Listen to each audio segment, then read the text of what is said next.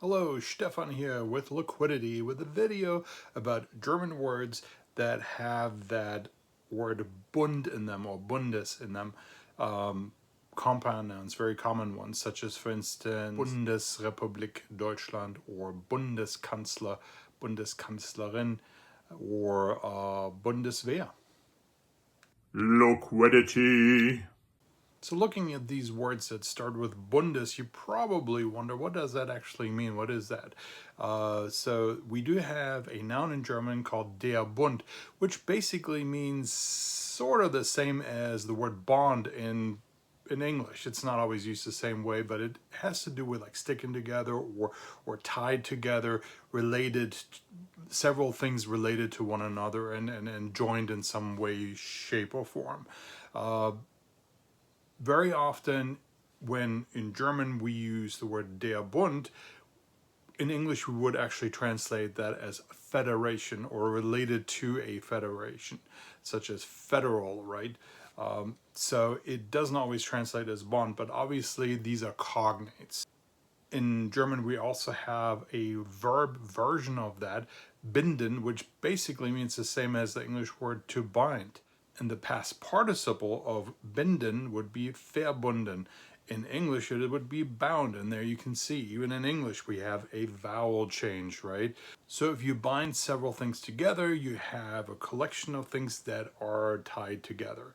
And that's really what a federation is. It's a political alliance, several states or several territories, several entities, political entities that work together, that come together to form a larger whole. And that's really what Bundesrepublik Deutschland means. It's the Federal Republic of Germany. If I wanted to translate that literally, I would have to actually say it is the Federation's Republic, Germany, because the S in Bundes is a genitive S. It's a possessive S. In English, we still have that to some extent. So we have apostrophe S in English when I want to show that one thing belongs to another one. Some of the English possessive pronouns still have an S in it. For instance, whose or its, right? So English still has it in it, and it used to be very common in English, just as it is still in German. Not unlike the United States or Canada or many other countries that consist of provinces, territories, states, Germany also consists of a number of states. So it's a federation of states that make up one whole. And the word for each of those states would be das Bundesland. So it is a federation's land, if you will. If you translate that literally, it doesn't sound very good. So we just translate them as state.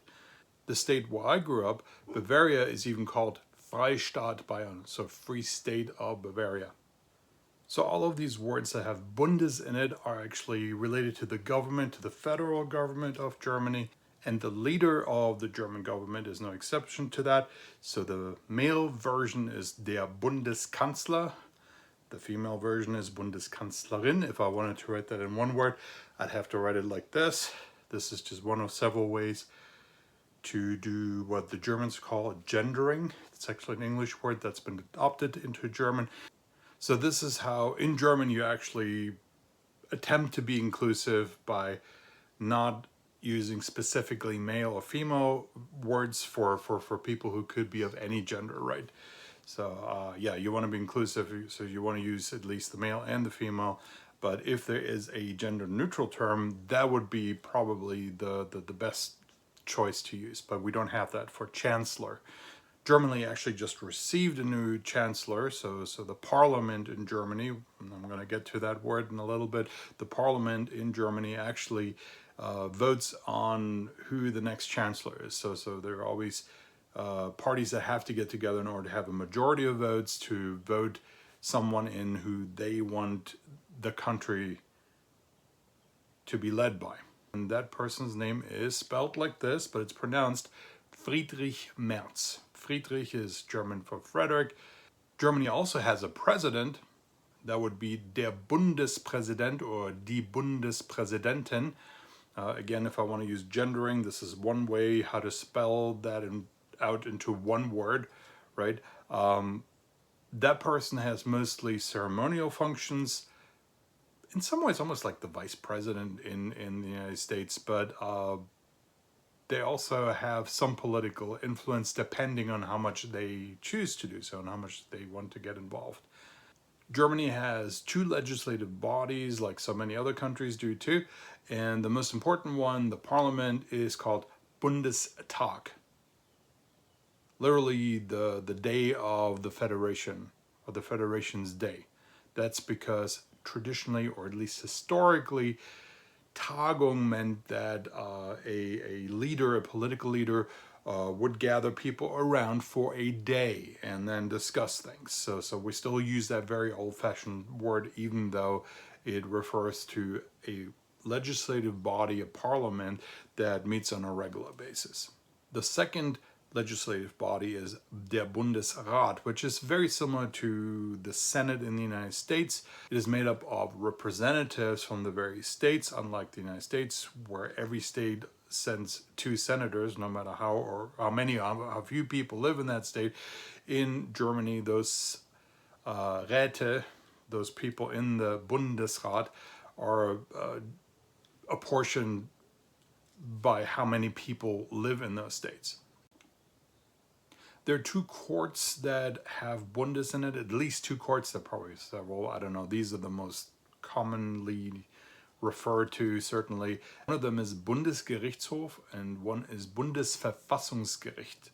So Bundesgerichtshof just means basically a superior court of the federation. It is the ultimate, the highest court of the federation, whereas Bundesverfassungsgericht deals directly with the Constitution. Verfassung, die Verfassung is the Constitution. So it makes decisions on what the court deems constitutional or unconstitutional. Here are two police terms. One is Bundeskriminalamt, which is the federal crime agency, if you will, and then the other one is Bundespolizei, which just means federal police.